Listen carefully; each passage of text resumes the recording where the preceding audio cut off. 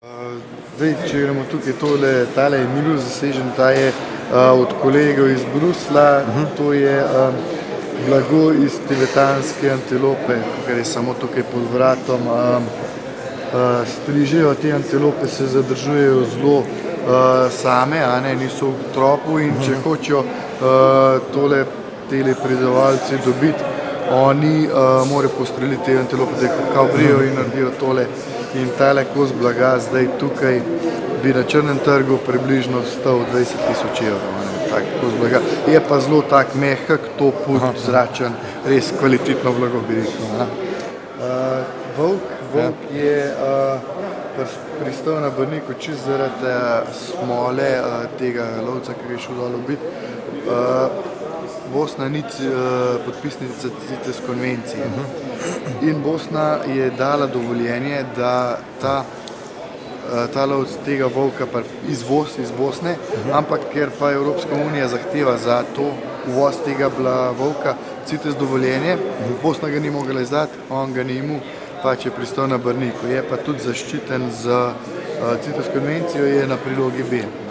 Se pravi, ta lovec, če bi počakal par let, da bi Bosna vstopila v Evropsko unijo, bi ga lahko legalno vozil, tako je pa šlo v bistvu ne za krivolov, ampak pač eno tako zakonsko anomalijo, je pa zelo tak privlačen pa atrakcijo.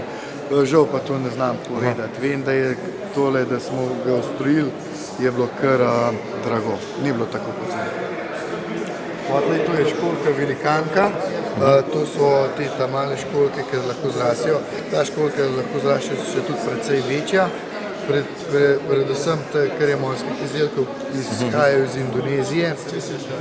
Ta školjka tukaj je zaščitena tudi in vse, kar je nad 3 kilograme, školjke so zaščitene ali pa največ 3 posamezni primeri.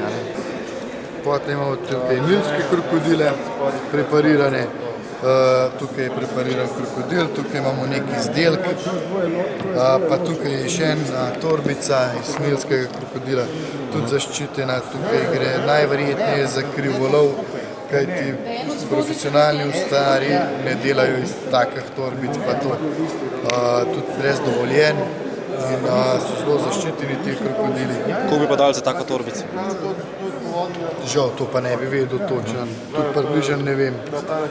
Ponovadi stranki ne sprašujemo kaj takega, ker so že tako zelo nejevoljne, ker je kaj takega najmo. No, to je kajman, tudi zaščitena vrsta živali, zelo težko,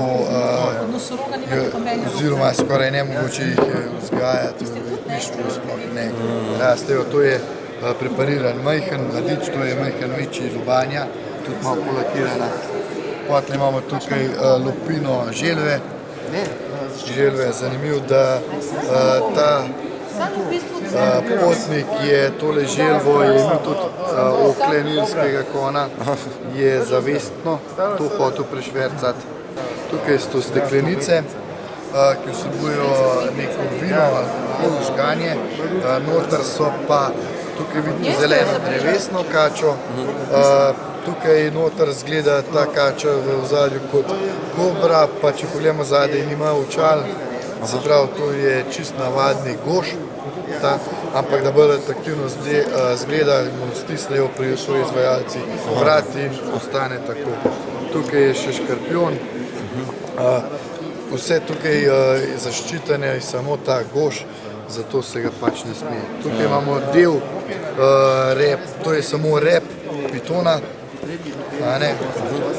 samo ustrojeno, ne vem zakaj ga je potnik potreboval, ampak to je samo rep. To so čevlje iz pitonove kože, prihajajo iz Tajske, ti škornji prihajajo iz Amerike. Tukaj imamo torbica z ušitimi deli pitona.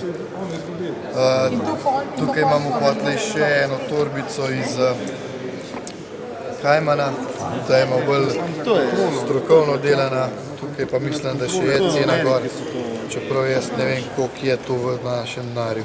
Skje pa je to? To pa tudi to ne vem, mislim, da je tudi iz Tajske, ne vem točno kje.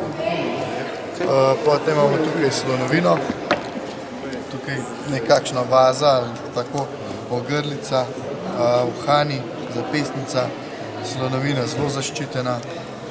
Potlej imamo tukaj kaktus, to je del kaktusa, ki je tudi zaščiten. Tole uporabljajo predvsem tako, da zaprejo te lukance, pa noter dajo pesek, pa uporabljajo kot tisto glasbilo.